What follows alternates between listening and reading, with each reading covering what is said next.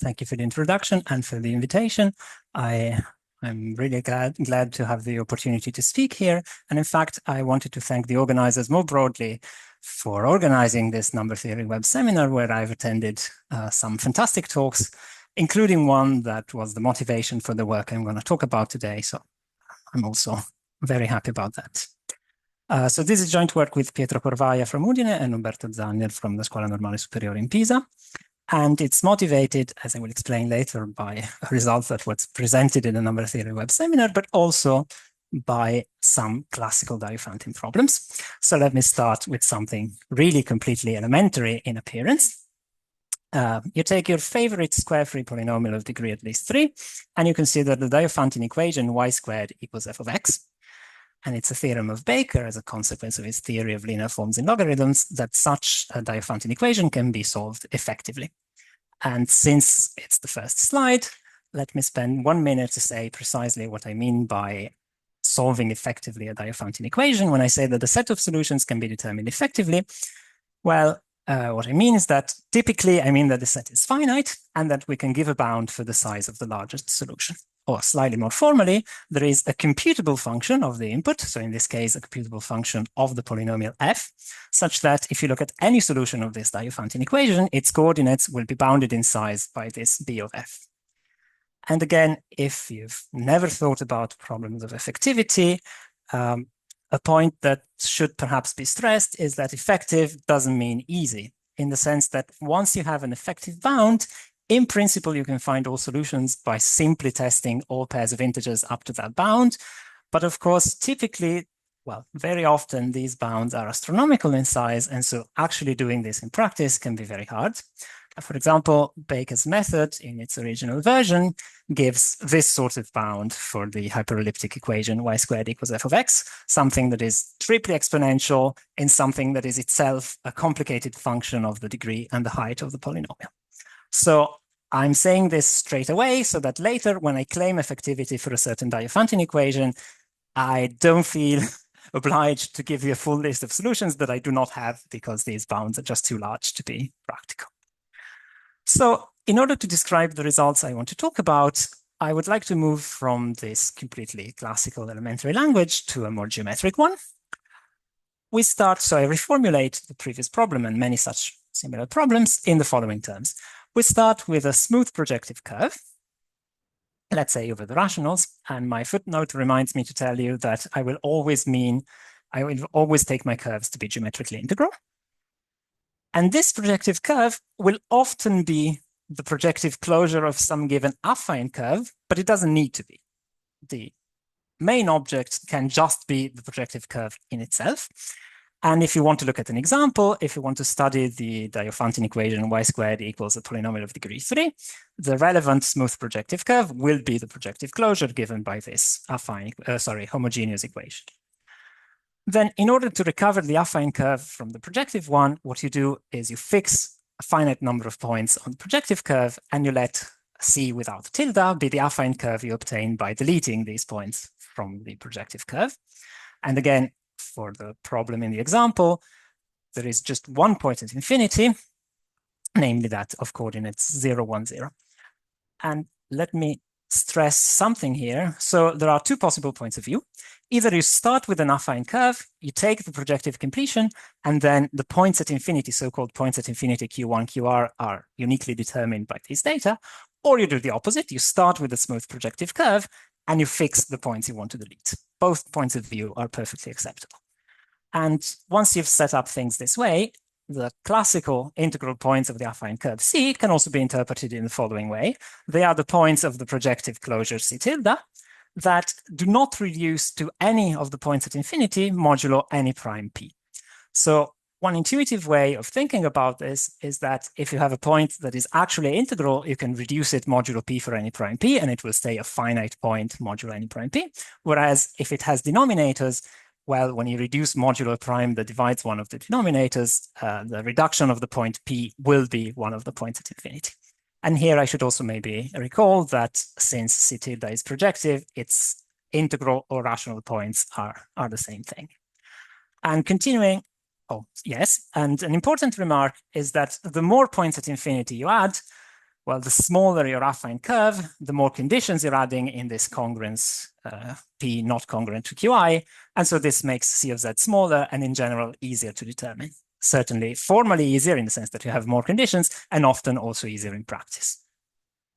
So continuing with the example of the elliptic curve minus 1 point at infinity, if we want to compute the integral points based on this definition, what do we have to do? Well, we look at the solutions, at the projective solutions of y squared z equals the homogeneous form of degree 3. And these points should not reduce to 0, 1, 0 modulo any prime p. Now, it's an easy exercise to see that this condition is in fact equivalent to the fact that z is non-zero modulo p for every prime p. But z is an integer, so if you have an integer that is non-zero modulo every prime, well, that integer is necessarily plus or minus 1. And so up to rescaling by minus 1 if necessary, your projective point is actually of the form x, y, 1. And so you get back the usual integral points of the affine elliptic curve you started with. As a second example, which is important for my motivation, what happens if you start with a projective curve, which is the projective completion of an affine hyperelliptic curve, y squared equals f of x, as was the case in Baker's theorem? Well, depending on the parity of the degree of f, the projective completion will have either 1 or 2 points at infinity, 1 when the degree is odd and 2 when the degree is even. But these points at infinity have a special property. Every curve of this form has a canonical involution, the hyperelliptic involution, sending y to minus y. And this involution either fixes the unique point at infinity when the degree is odd, or exchanges the 2 points at infinity when the degree is even. And hold that thought, because the next thing I want to recall is Siegel's theorem that can be formulated in the following way. If you start with a smooth projective curve of genus at least 1, and you remove just 1 point, then the set of integral points of the complement is finite. So it's important to notice that this theorem is not effective, but at least qualitatively, it is stronger than what we said before. Because if you compare it with Baker's result is either removing 2 points at infinity when the degree of f is even, or just 1 point at infinity, as in Siegel's theorem, but this point at infinity needs to be fixed under the hyperelliptic involution. And if we focus, for example, on genus 2, which is the case I want to consider most in this talk, there are just 6 so-called Weierstrass points or special points that are fixed by the hyperelliptic involution. So you only have effectivity when you remove one of these very special points. And to formulate this as a question, let's start with a smooth projective curve of genus 2. Let's construct an affine curve by removing just 1 point at infinity. I would like to be able to determine the set of integral points on the complement effectively without the need to assume that the point I've removed is special. And I've tried to explain a geometric reformulation of the problem, but of course you can always go back. You can go back to a Diophantine formulation. And concretely, if you take a sufficiently general genus 2 curve with a marked rational point, then you can find a model of this form. So this is a plane equation for my curve. You will probably notice that it's singular at the origin because every monomial has degree at least 2 in x and y. But this is not a big deal, especially if you take the geometric point of view, because you can just replace this curve with its smooth model.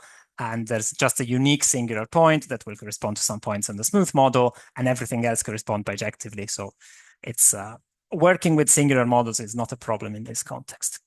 And on the other hand, this singularity at the origin at 0, 0 is not the marked point I'm talking about. The marked point is literally at infinity in the sense that if you take the projective closure in P2 and you intersect with the line at infinity, you will find that there is a unique point on the line at infinity, and that is the point with respect to which we measure integrality. So this is a very concrete Diophantine incarnation of the problem I've just stated.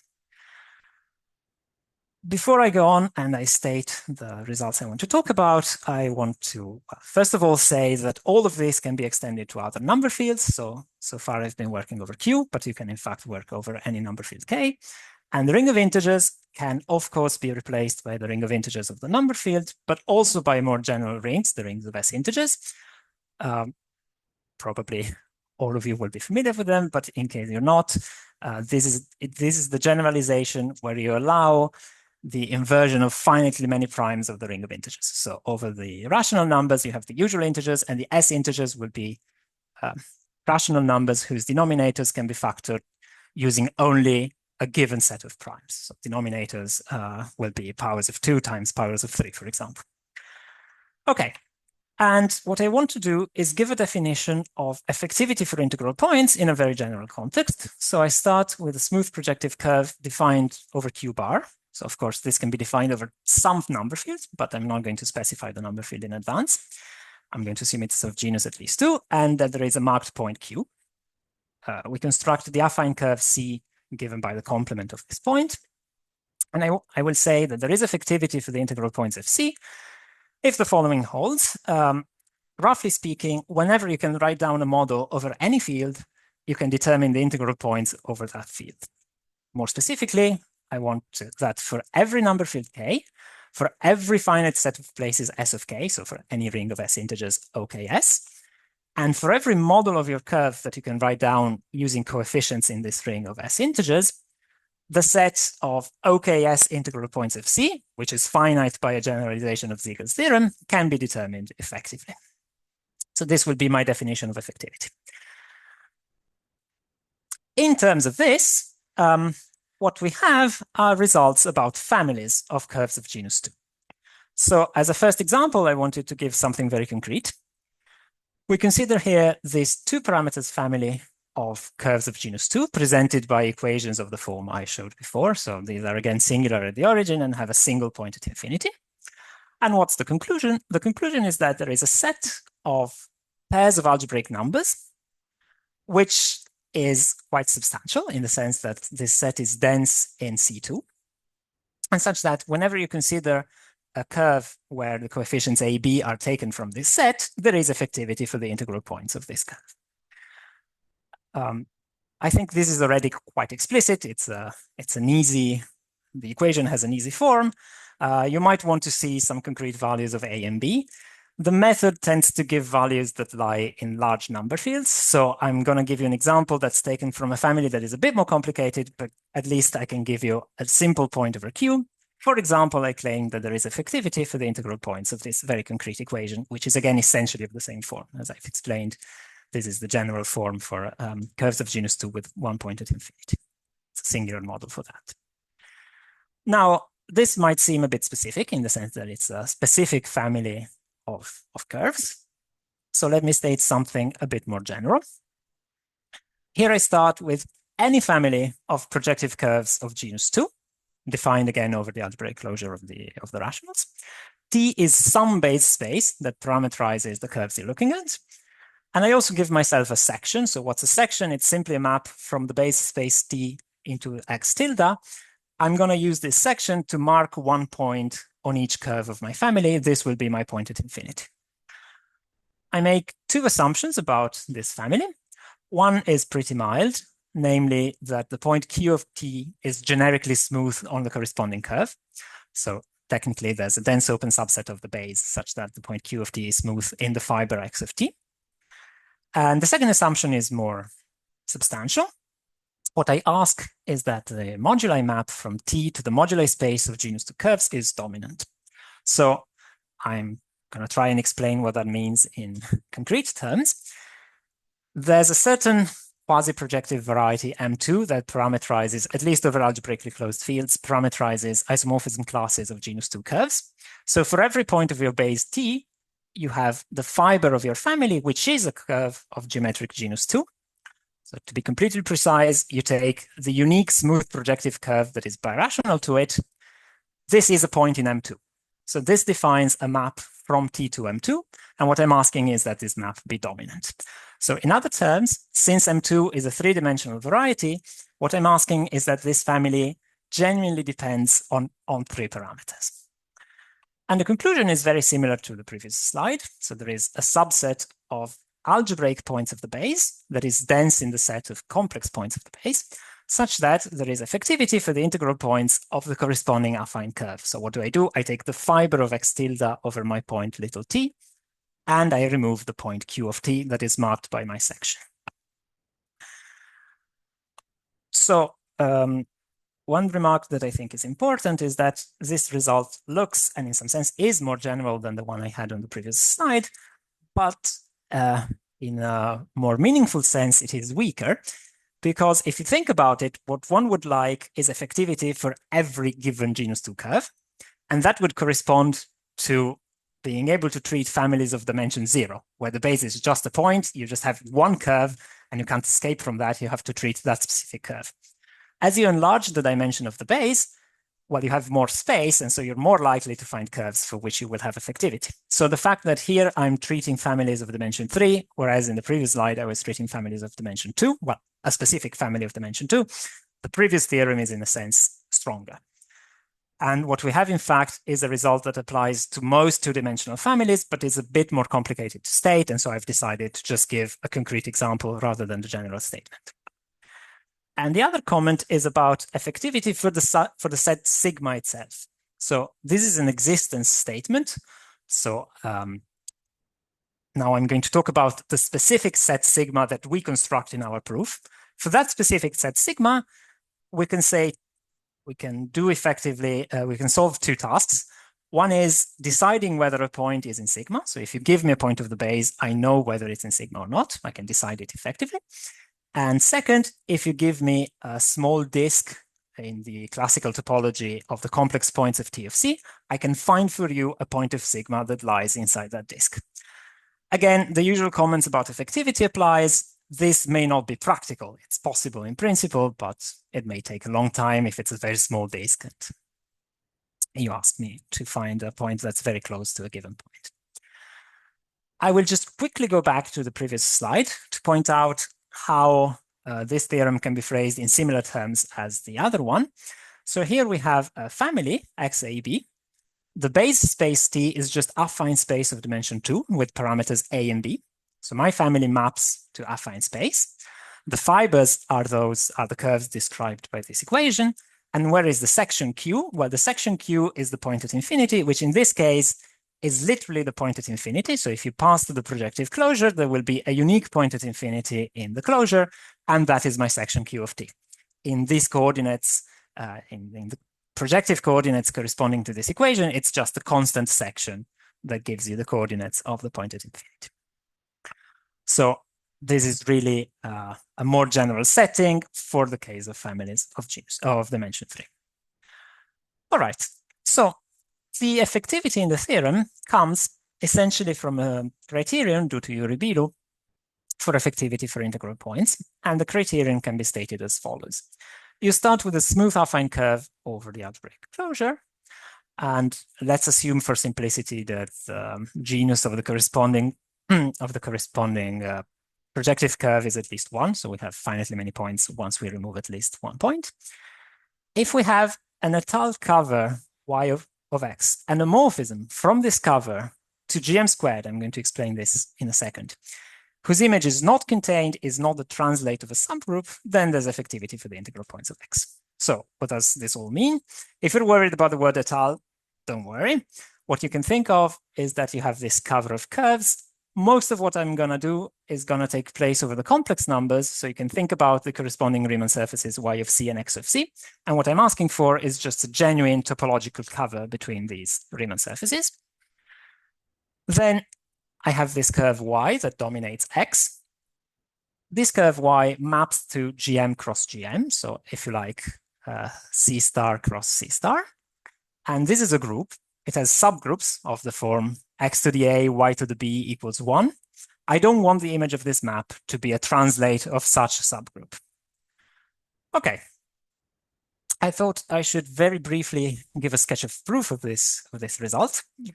There's a reduction step based on the Chevalier-Weil theorem that says that if you have effectivity for the integral points of y, then in fact you get effectivity for the integral points of x.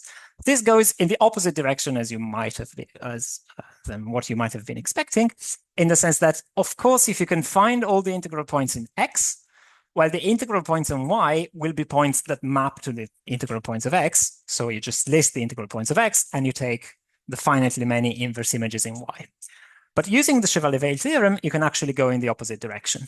Every integral point in x we lift not quite to y, but to a curve that is geometrically isomorphic to y, and you can use this étale map to study all of these points.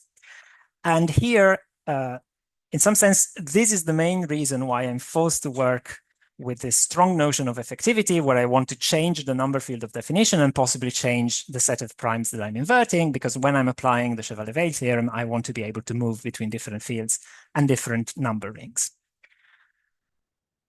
Then once you've gone up to y, there's the problem of finding effectively the integral points of y. This you can do by studying the integral points of pi of y. And the way Bilu does it is by applying a generalization of results on the S-unit equation. Because if you think about it, points in GM squared are points whose coordinates are invertible elements of the ring OKS. So they are exactly S-units. And again, Baker's theory can be used to effectively bound such points on any curve that is not a translate of a subgroup. And the case of the S-unit equations correspond to the simple equation x plus y equals 1 in GM.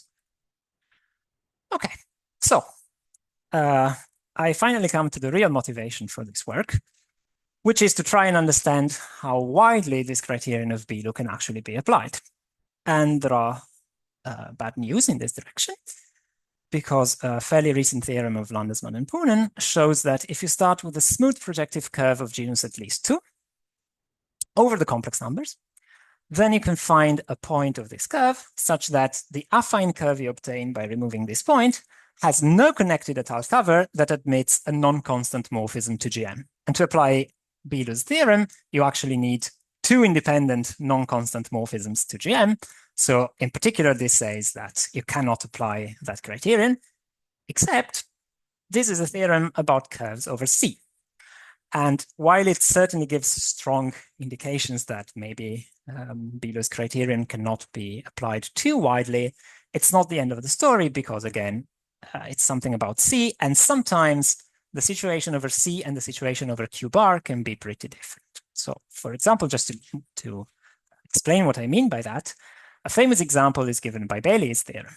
So Bailey's theorem says that if you have a smooth projective curve over the complex numbers, this can be defined over a number field if and only if this curve admits a certain kind of morphism to P1 of C.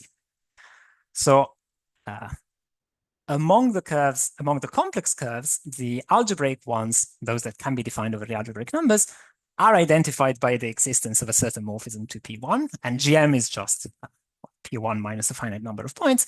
So the conclusion that holds over C may not hold over Q bar for all we know. And I'll take 1 minute to also advertise something else that I think is very interesting and related to this, namely conjectured by Bogomolov and Chinko, who conjecture that for every curve over Q bar, there is an étale cover that dominates a fixed smooth projective curve, namely the smooth projective model of the curve with affine equation y squared equals x to the 6 plus 1. So again, there are conjectures about the existence of morphisms of a special kind to special curves. And you could think that conjecture is not very strong evidence, but in the same paper, Bogomolov and Chinkel also prove that the conjecture is true for every hyperelliptic curve. So there is some evidence towards this conjecture. Let me now restate the theorem I gave earlier in terms that are closer to what we actually do. So as I said, the effectivity we get is justified by Bilu's criterion. So the actual theorem we prove in some sense is that if you have a family of smooth projective curves of genus 2 with a marked point, then for a dense subset of the base, Bilu's criterion applies. And I've simplified the statement here just a little by assuming that my family is smooth, so I could remove an assumption, but essentially it's the same theorem as before. Okay. So in the rest of the talk, I'm going to focus on the construction of a cover Y of my genus 2 curves X that allows me to use Bilu's criterion. So let's start. You can forget most of what I've said so far. All you need to know is that we have a curve of genus 2, x tilde, with a marked point that I'm going to call infinity. It's the point at infinity. And I want to construct a certain étale cover that allows me to apply this criterion. And the construction we've employed for this is to take a cyclic étale cover of degree 3 A simple computation with the Riemann-Hurwitz formula will quickly tell you that such a curve that I'm going to call y tilde has genus 4. And since the cover is unramified, you will have 3 points lying over the point at infinity. I'm going to call these points infinity 1, 2, and 3. So what was the criterion we wanted to apply? We want a non-constant morphism, in fact, a morphism with certain properties, from the open curve y tilde minus its points at infinity to gm squared. Or equivalently, we want two independent morphisms from the open curve to gm itself. Now, since y tilde, I put myself in the setting of smooth curves, y tilde is smooth, I can complete these functions to functions from the projective curves to P1. And what I'm asking is that all their zeros and poles are supported on these 3 points at infinity, infinity 1, 2, and 3. Now, what's the easiest way to achieve that? Well, we can require that the divisor of each of these two functions is supported at 2 of these points. And since the divisor of a rational function has degree 0, if I want it to be supported at 2 points, it should be some multiple, let's say n of the point infinity 1, minus the same multiple n of the point infinity 2. So this will be a function that has a 0 of multiplicity n at infinity 1 and a pole of multiplicity n at infinity 2. And similarly for f2 for some other integer m. And the fact that the divisors are not the same essentially already guarantees that these two morphisms will be independent. Now, if you've ever worked with abelian varieties and specifically Jacobians, you probably recognize these equations as being the conditions that say that the difference infinity 1 minus infinity 2, when considered as a point of the Jacobian of y tilde, is torsion of order dividing n. And so we conclude that a sufficient condition to apply Bilu's criterion is that when we take this cover and we take the pairwise differences of infinity 1, 2, and 3, all of these are torsion in the Jacobian of y tilde. It's enough to impose this for 2 differences, and the third one will be torsion automatically. So I'm going to add the Jacobians to this diagram. We have the Jacobian of the original curve x tilde, and by the universal property of Jacobian varieties, the Jacobian of y tilde will map to it. And we also have these points, infinity 1 minus infinity 2, seen now as a point on the Jacobian, and similarly for the difference of the other 2 points at infinity. Now, all of this is for a given curve. What we actually want to do is run all of this in families. And so all I'm going to do is add the subscript t everywhere. So now, well, the genera do not depend on t, but everything else does. So for every little t in the base capital T, you have a curve x tilde t, a point at infinity, infinity t, and so on and so forth. Now, I should say, to be completely precise, that in order to do this in families, you usually need to extend the base. So replace t with another variety that is a finite cover of it, but I will not give details about that. And so now and the other comment I wanted to make is that in order to run this construction, you have to fix an étale triple cover of x tilde. And this corresponds to a 3 torsion point on the Jacobian of x tilde. And I'm going to say in a second how you interpret that in more concrete terms if you want to write down equations for all these objects. So let me reformulate the problem based on what we've seen so far. We now have our base t, in fact, a finite cover of t, but that doesn't change much. We have a family of abelian varieties given by the Jacobians of these curves y tilde over this base. And we have 2 sections given by the differences of these points at infinity. And our objective is to apply Bilu's criterion, and we've just seen that a sufficient condition is that these sections both be torsion. Now, the bad news is that if you run a naive heuristic about dimensions, you'll find that it seems unlikely that these points will be torsion. And the reason is this, that if you look at the total space of this Jacobian of y tilde, this is a fibration where the base has dimension equal to the dimension of t, the base is t. And each fiber has dimension 4 because it's the Jacobian of a genus 4 curve. On the other hand, the section, sigma 1 of t, the image of the section, is just a copy of the base t sitting inside this Jacobian. So it's something of dimension equal to the dimension of the base. And similarly, whenever you fix the torsion order, the n torsion points in each fiber are a discrete set. And these discrete sets vary algebraically. And altogether, they give you a variety that is of the same dimension as the dimension of T. It's a finite cover. And so if you just compute dimensions naively, what you get is that the expected dimension of this intersection is the dimension of the base minus 4, but we're typically interested in 3-dimensional families or even 2-dimensional families, and so this dimension the expected dimension seems to be negative, and so you don't expect intersections between the section and the torsion points. That is to say, you don't expect, again, naively, specializations where these sections are actually torsion. Now, this is a bit too naive, because I'm not working with a random abelian variety. Already, as I pointed out before, there's a map from the Jacobian of y to the Jacobian of x, which gives a splitting up to isogeny of the Jacobian of y as the product of the Jacobian of x and what's called the prim variety of the cover, namely the connected component of identity of the kernel of the projection. And it's easy to see that these two sections that we've constructed actually take values in A. And the reason for that is that they are differences between points at infinity on y. When we map down to x, all points at infinity on y map to the same point on x. And so the difference between two such points will map to the difference between a point and itself, and so it will map to 0.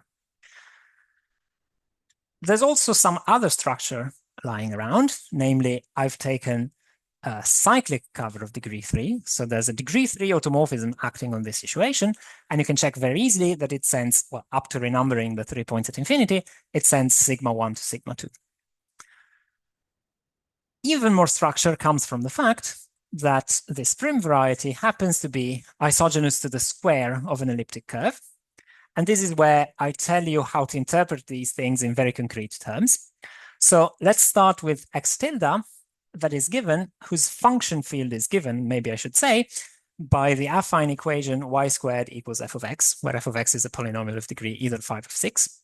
And here I want to stress that this is an equation for the function field of x tilde. This is not the equation I will ultimately want to solve in integers. It's just a model. It's just a handy model for the curve of genus 2 that's underlying the problem.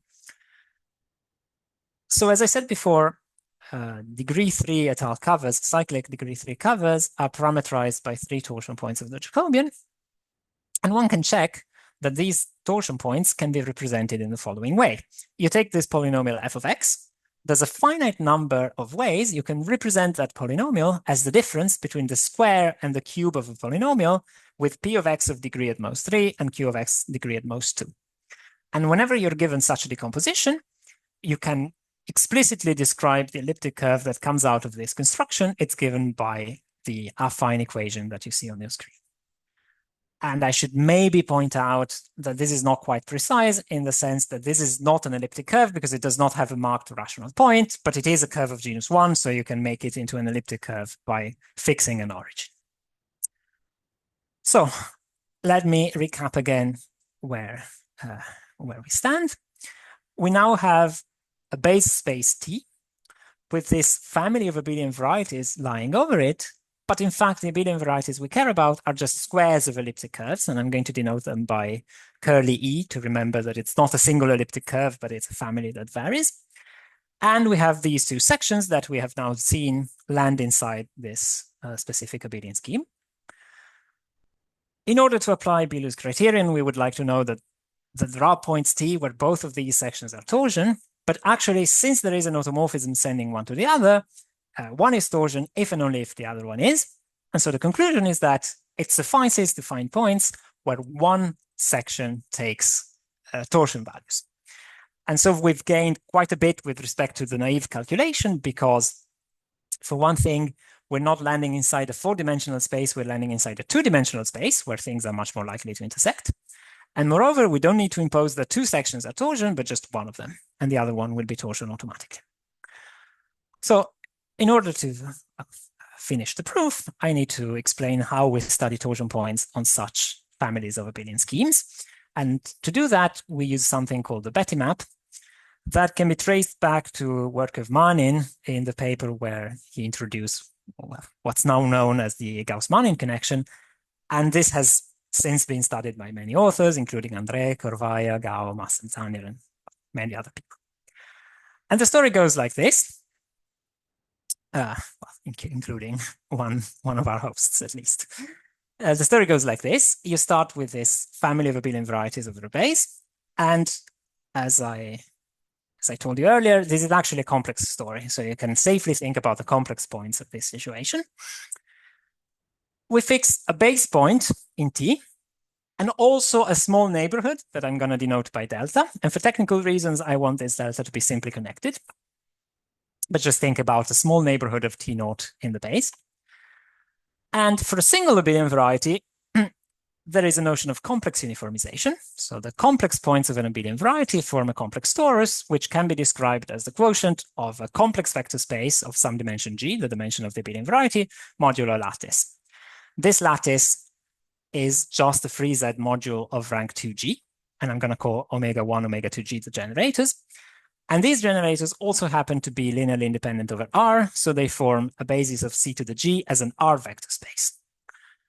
Now, the point of doing this in family is that, of course, you can give a similar description for every fiber of the family, but if you work in a small enough neighborhood of T naught, these quantities omega I of T can be taken to be continuous and, in fact, even regular analytic functions of the variable T.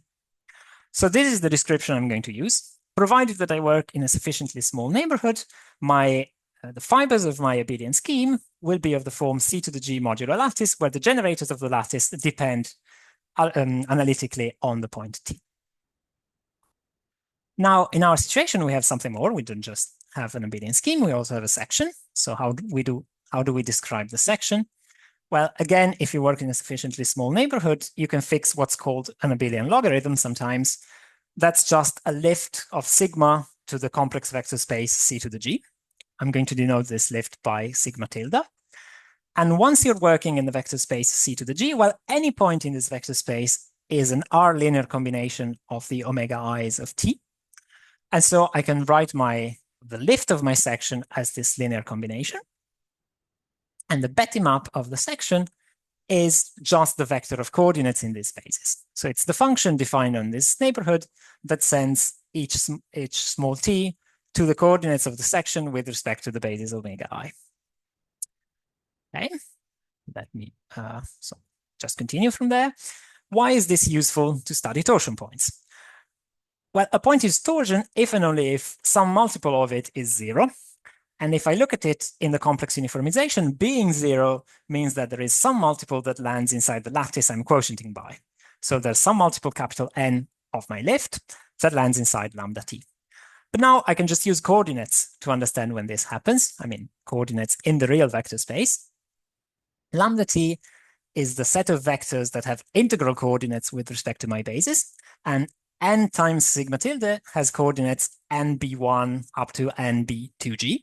So what I'm asking is that n bi of t be an integer for all I. Or equivalently, that once you divide by capital N again, what you're asking is that the Betty coordinates be irrational numbers. And so the conclusion is that at least locally in delta, the points of the base where my section takes a torsion value are precisely the inverse image via the Betty map of the rational vectors in R to the 2G.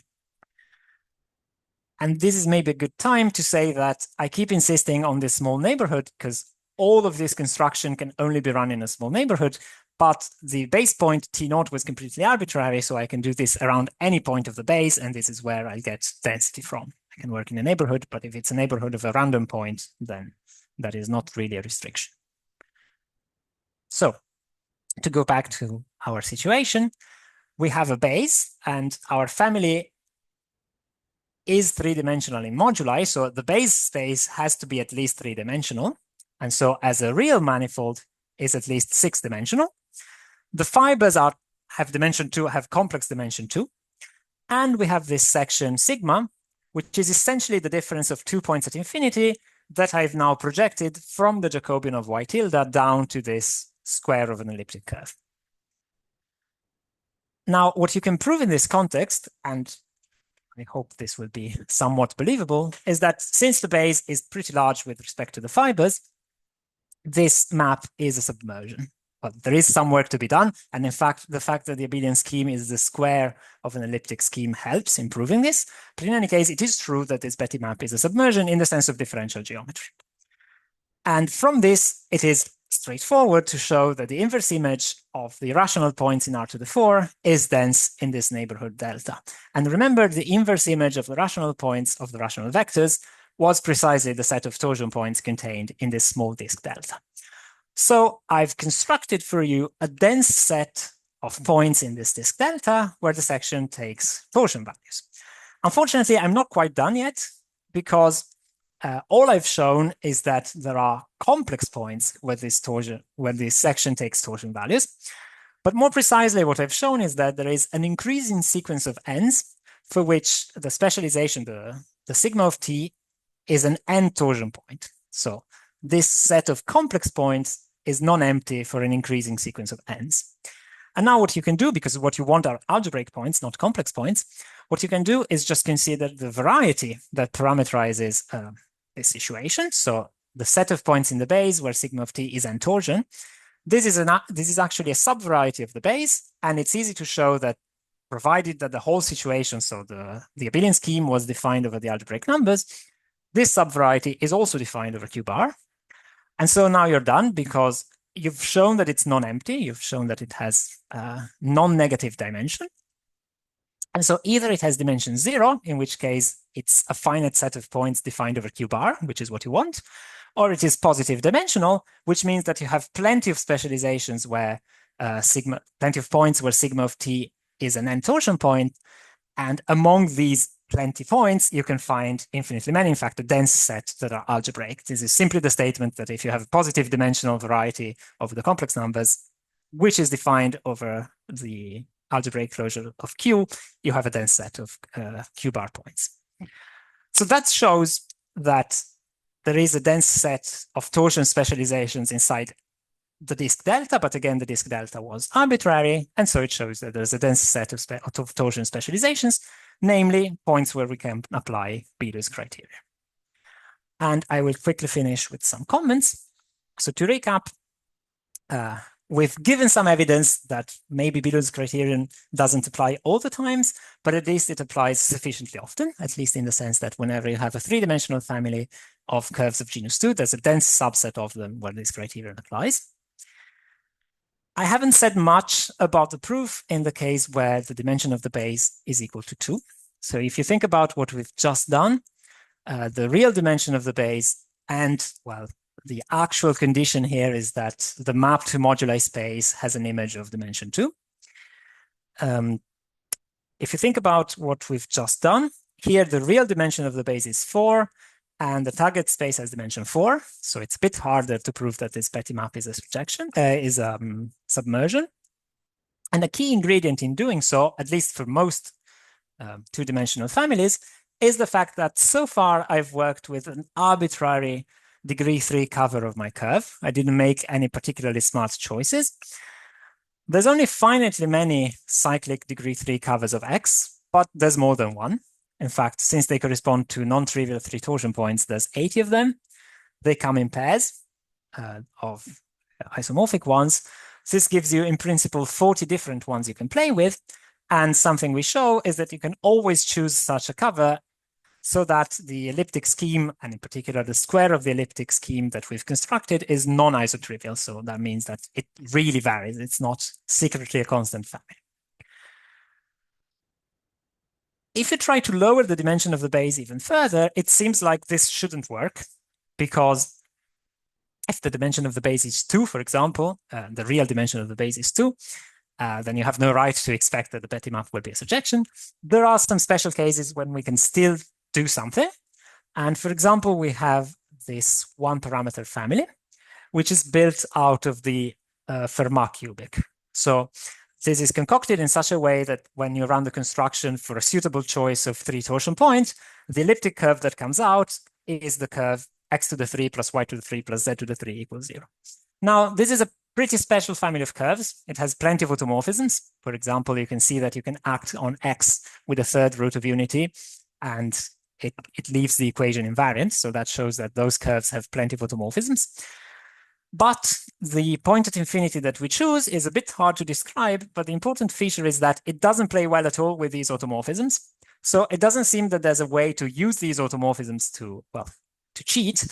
And it seems that effectivity for these genus 2 curves with a specific choice of point at infinity is also new. Well, again, effectivity for infinitely many members of this family.